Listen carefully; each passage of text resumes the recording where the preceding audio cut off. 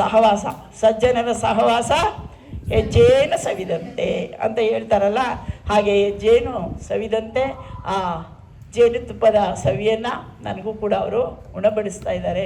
ಇಂತಹ ಸಹವಾಸದಲ್ಲಿ ನಾನು ಕೂಡ ಇದ್ದು ಪುನೀತಳಾಗ್ತಾ ಇದ್ದೇನೆ ಅಂತ ಹೇಳ್ತಾ, ಇದೊಂದು ಅವಕಾಶವನ್ನು ಕೊಟ್ಟು ನನ್ನನ್ನು ಒಂದು ಅಧ್ಯಕ್ಷ ಸ್ಥಾನದಲ್ಲಿ ಕೂರಿಸಿ ನನಗೆ ಗೌರವ ತೋರಿದ್ದಾರೆ.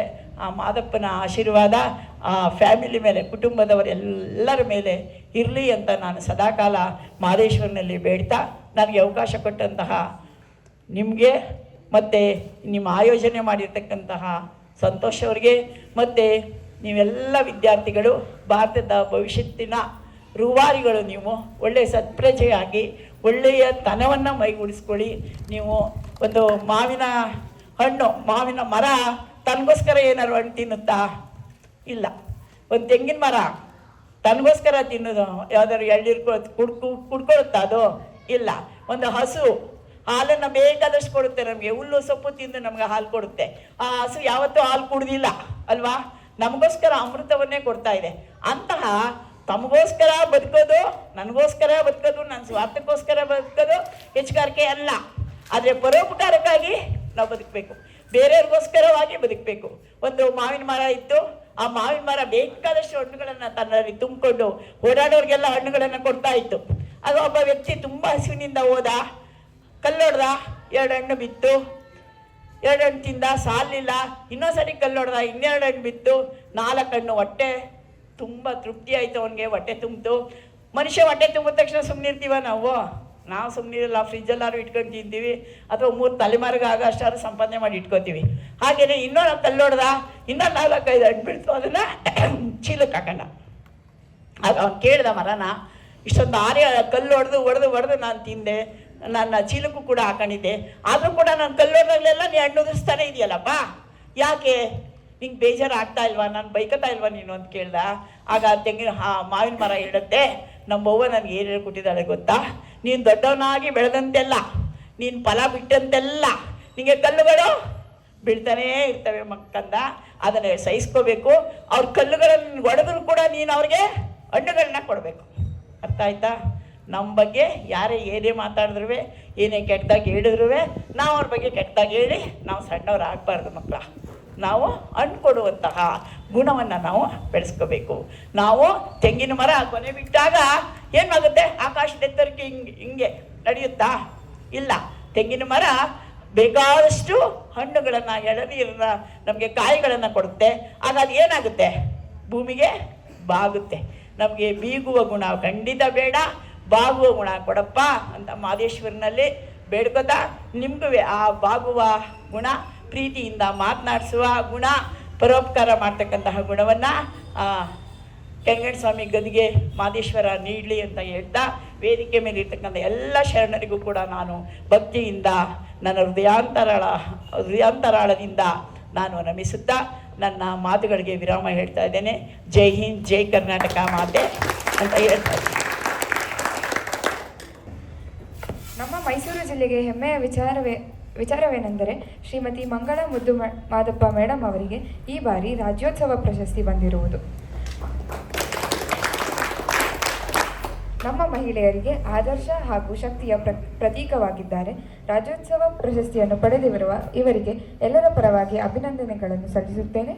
ನಮ್ಮ NSS ಘಟಕದ ವತಿಯಿಂದ ಗೌರವ ಸಮರ್ಪಣೆ. ಎಲ್ಲರೂ ಎದ್ದು ನಿಂತು ಗೌರವ ಸೂಚಿಸಬೇಕೆಂದು ಕೇಳಿಕೊಂಡೆ.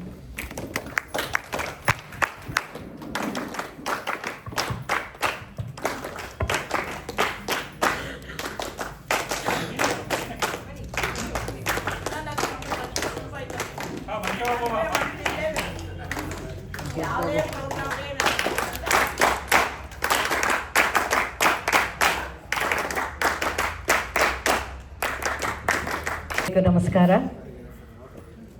ಈಗ ಮಹದೇವ ಸ್ವಾಮಿ ಅವರು ಮಾತಾಡಬೇಕಿತ್ತು, ಬಟ್ ಅವರಿಗೆ ಸ್ವಲ್ಪ ಕಾಲು ಹಿಡ್ಕೊಂಡಿದೆ ಅನ್ನೋ ಕಾರಣದಿಂದಾಗಿ ಅವರು ಕಾರಲ್ಲಿ ಕೂತಿದ್ದಾರೆ, ಬರೋದಕ್ಕಾಗಲ್ಲ ಅಂಥೇಳಿ.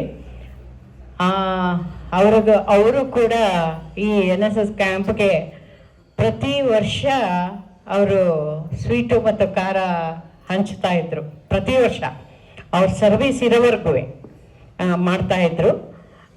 1 ವರ್ಷನೂ ಬಿಟ್ಟಿಲ್ಲ ಅವರು. ಒಂದೊಂದು ಸರಿ 2 ಕ್ಯಾಂಪ್ ಆದರೂ ಕೂಡ ಹೋಗ್ತಾಯಿದ್ರು. ಮಕ್ಕಳಿಗೆ ಸರ್ವಿಸ್ ಮಾಡ್ತಾಯಿದ್ರು. ಕೆಲವು ಊಟದ ವ್ಯವಸ್ಥೆ ಮತ್ತು ಸ್ವೀಟ್ ವ್ಯವಸ್ಥೆ ಆಗಿರ್ಬೋದು, ಒಂದೊಂದು ಸರಿ ಒಂದೊಂದು ಇದರಲ್ಲಿ. ಮತ್ತು ಬಡ ಮಕ್ಕಳಿಗೆ ಫೀಸ್ ಕಟ್ಟೋಕ್ಕಾಗಲ್ಲ ಅಂದಾಗ ಇದರಲ್ಲಿ ಯಾವುದು ಎಕ್ಸಾಮ್ ಟೈಮಲ್ಲಿ ಒಂದೊಂದು ಸರಿ ಆವಾಗಿನ ಇದರಲ್ಲಿ ಕಷ್ಟ ಇತ್ತು. ಫೀಸ್ ಕಟ್ಟಕ್ಕೆ ಆಗಲ್ಲ ಅಂತ ಎಷ್ಟೋ ಸಾರಿ ಹೋಗ್ತಾ ಇರಬೇಕಾದ್ರೆ ಯಾಕೆ ಹೋಗ್ತಾ ಇದೀಯಾ ಅಂತ ಕೇಳಿದಾಗ ಈಗ ಆಗಲ್ಲ ಸರ್, ಫೀಸ್ ಕಟ್ಟೋಕ್ಕೆ ಆಗಲಿಲ್ಲ, ನೆಕ್ಸ್ಟ್ ಟೈಮ್ ಕಟ್ಕೊಂಡು ಓದ್ತೀನಿ ಅಂದಾಗ ಅವನಿಗೆ 1-2 ಏಟು ಹೊಡೆದು ನಾನು ಕಟ್ತೀನಿ ನೀನು ಬರೀ ಅಂತ ಹೇಳಿ ಬರೆಸಿದ್ದಾರೆ. ಇವಾಗ ಆ ಮಕ್ಕಳುಗಳು ಒಬ್ಬರು ಪೊಲೀಸ್ ಆಗಿದ್ದಾರೆ, ಇನ್ನೊಬ್ಬರು ಸಬ್ ಇನ್ಸ್ಪೆಕ್ಟರ್ ಆಗಿದ್ದಾರೆ, ಒಬ್ಬರು ಲೆಕ್ಚರ್ ಆಗಿದ್ದಾರೆ, ಇನ್ನೊಬ್ಬರು ಗೌರ್ಮೆಂಟ್ ಜಾಬಲ್ಲಿದ್ದಾರೆ. ನಿನ್ನೆ ಒಬ್ಬರು ಫೋನ್ ಮಾಡಿದ್ರು, ಬೆಂಗಳೂರಲ್ಲಿ ನಾನು ಅಸಿಸ್ಟೆಂಟ್ ಕಮಿಷನರ್ ಆಗಿದ್ದೀನಿ ಮರ್ತು ಬಿಟ್ರ ಅಂತ ಕೇಳ್ತಾ ಮೊನ್ನೆ ಫೋನ್ ಮಾಡಿದ್ದು. ಇವ್ರಿಗೆ ಪರಿಚಯ ಗೊತ್ತೇ ಆಗಲಿಲ್ಲ. ಅವರು ಒಬ್ಬರು ಫೋನ್ ಮಾಡಿದರು. ಅವಾಗ ನಾನು ಬಂದು ನೋಡ್ತೀನಿ ಸರ್ ನಿಮ್ಮನ್ನು ಅಂತಂದಾಗ ಬನ್ನಿ ಅಂದ್ರೇನ ಅಷ್ಟುವರೆಗೆ ಮರ್ತೋಗ್ಬಿಟ್ಟಿದೆ ಇವಾಗ ಒಂದು ಸ್ವಲ್ಪ. ಹೀಗೆ ಅವರು ಸುಮಾರು ಮಕ್ಕಳಿಗಾಗಿ ಸೇವೆ ಮಾಡಿದ್ದಾರೆ. ಅವರು ಎಷ್ಟೋ ಸರಿ ಮಕ್ಕಳುಗಳು ಹಾಸ್ಟೆಲ್ ಇದ್ದಾಗ ಪ್ರಾಕ್ಟಿಕಲ್ ಮಾಡುವಾಗ ಅಥವಾ ಬರೆಯುವಾಗ ಅಥವಾ ಅವರು ಕ್ಲಾಸ್ ತಗೊಂಡಾಗ ಎಷ್ಟೋ ಸರಿ ಮಕ್ಕಳುಗಳು ತಲೆ ಸುತ್ತು ಕೆಳಗಡೆ ಬೀಳ್ತಿದ್ರಂತೆ. ಆ ಟೈಮಲ್ಲಿ ಯಾಕೆ ಏನಾಯಿತು ಅಂತ ಕೇಳಿದಾಗ ಎಷ್ಟೋ ಸರಿ ಏನು ಮಾತಾಡ್ತಿರ್ಲಿಲ್ವಂತೆ. ಅಂದರೆ ಎಲ್ಲ ಡಿಗ್ರಿ ಕಾಲೇಜಿನವರೇನೆ, ಚಿಕ್ಕ ಮಕ್ಕಳೇನಲ್ಲ. ಆವಾಗ ಮಕ್ಕಳುಗಳಿಗೆ ಏನಾಯಿತು ಅಂತಂದಾಗ ಅವನ ಪಕ್ಕದ ಹುಡುಗ ಹೇಳೋನಂತೆ, ಸಾರಿ ಇವತ್ತು ಹಾಸ್ಟೆಲಲ್ಲಿ ಲೇಟಾಗಿ ಎದ್ದ, ಊಟನೇ ಮಾಡಿಲ್ಲ ಬಂದ್ಬಿಟ್ಟಿದಂತೆ. ಅಲ್ಲಿ 11 ಗಂಟೆಗೆ 9 ಗಂಟೆಗೆ ಕೊಟ್ಬಿಟ್ರೆ ಮತ್ತೆ ಇನ್ನೇನಿದ್ರೂ 1 ಗಂಟೆಗೆ ನೀವು ಊಟ ಇರ್ತಿತ್ತು. ಆವಾಗ ಊಟ ತರಿಸಿ ಕೊಟ್ಟು ಅವನ್ನ ಅವಾಗೆಲ್ಲ ಆಟೋ ಇರಲಿಲ್ಲ, ಇದು ಕುದುರೆ ಗಾಡಿ, ಅದರಲ್ಲಿ ಕಳಿಸ್ತಾ ಇತ್ತು. ಹಾಗೆ ಸುಮಾರು ಅವರು ಕೂಡ NSS ಕ್ಯಾಂಪ್ಗೆ ಸುಮಾರು ಮಾಡಿದ್ದಾರೆ. ಅವರು ಸರ್ವಿಸ್ ಮಾಡಿದ್ದಾರೆ. ಒಂದು ಸೇವೆ ಅಂತ ಮಾಡಿದ್ದೀವಿ, ಅದನ್ನೇನು ಹೇಳ್ಕೊಳ್ಳೋ ಅಂಥದ್ದೇನು ದೊಡ್ಡದಲ್ಲ. ಒಂದು ಮಕ್ಕಳಿಗಾಗಿ ಒಂದು ಸೇವೆ ಅಂತ ಮಾಡ್ತಾಯಿದ್ರು. ಎಷ್ಟೋ ಸರಿ ನನ್ನ ಕೈಲೂ ಕೂಡ ಆವಾಗ ಇದು ಚಿತ್ರಾನ್ನ, ಮೊಸರನ್ನ ಆ ಥರ ಮಾಡಿಸ್ಕೊಂಡೋಗಿ ಒಂದು ಹಳ್ಳಿ ಅಲ್ಲೇನು ಸಿಗಲ್ಲ ಅಂಥೇಳಿ ಆವಾಗ ಈಗಿನ ಇದಿರಲಿಲ್ಲ, ಏನು ದುಡ್ಡು ಕೊಟ್ಟರೆ ತಗೊಂಬಂದು ಹಾಕ್ಬಿಡ್ತಿದ್ರಲ್ಲ, ಅವಾಗೆಲ್ಲ ಕಡಿಮೆ ಆ ಥರದ್ದು ಹೋಟೆಲ್ ಅನ್ನೋದು ತುಂಬ ಕಡಿಮೆ. ಅವಾಗ ನಮ್ಮನೆಯಲ್ಲಿ ಒಂದು 4 ಸೇರು ನಷ್ಟು ಚಿತ್ರಾನ್ನ, 1-2 ಸೇರಿನಷ್ಟು ಮೊಸರನ್ನ ಮಾಡಿಸ್ಕೊಂಡು ಖಾರ ಎಲ್ಲ ತೊಗೊಂಡೋಗೋರ. ಆಗ ಚಿಪ್ಸ್ ಇಲ್ಲ, ಖಾರ ಬಂದು ಮತ್ತು ಕೊಬ್ಬರಿ ಮಿಠಾಯಿ ತೊಗೊಂಡೋಗೋರು.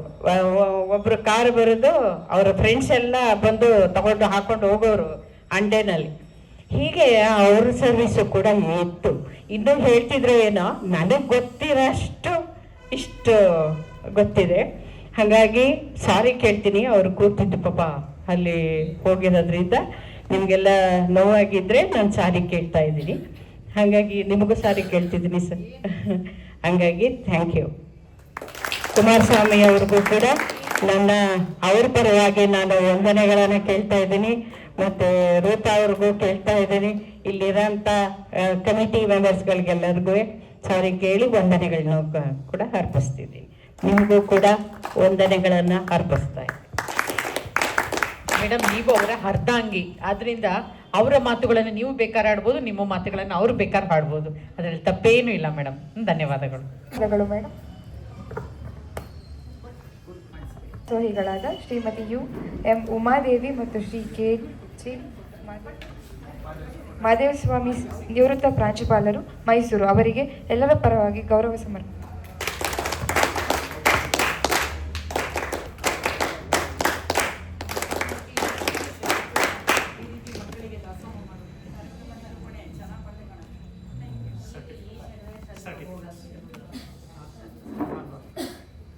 ಫೌಂಡೇಶನ್ ಅವರಿಗೂ ಕೂಡ ನಮ್ಮ NSS ಘಟಕದ ಪರವಾಗಿ ಗೌರವ ಸಮರ್ಪಣೆ.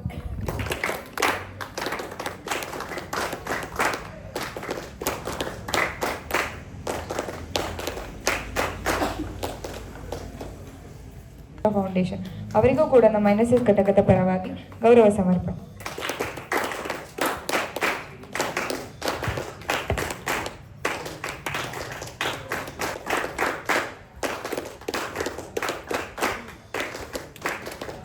ಪರವಾಗಿ ಗೌರವ ಸಮರ್ಪಣೆ.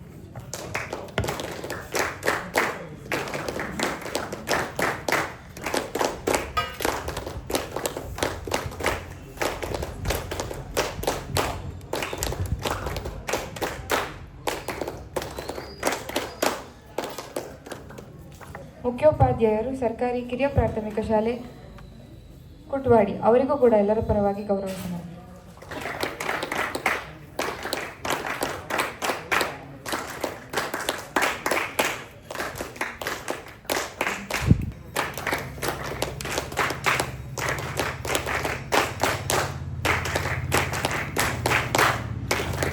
ಹಾರಗಳಿಲ್ಲದೆ ಪರಿಸರ ಉಳಿಸಿ ಬೆಳೆಸಿ ಎಂಬ ಧ್ಯೇಯ ವಾಕ್ಯದೊಂದಿಗೆ ಗಣ್ಯರಿಗೆ ಗಿಡಗಳನ್ನು ನಮ್ಮ ಸಾಹಿತ್ಯ ಸಂಸ್ಕೃತಿಯ ಅಭಿರುಚಿ ಬೆಳೆಸಲು ಪುಸ್ತಕಗಳನ್ನು ನೀಡಲಾಗುತ್ತಿದ್ದೇವೆ. ಇದನ್ನು ಗಣ್ಯರ ಗಮನಕ್ಕೆ ತರಲು ಇಚ್ಛಿಸುತ್ತೇನೆ.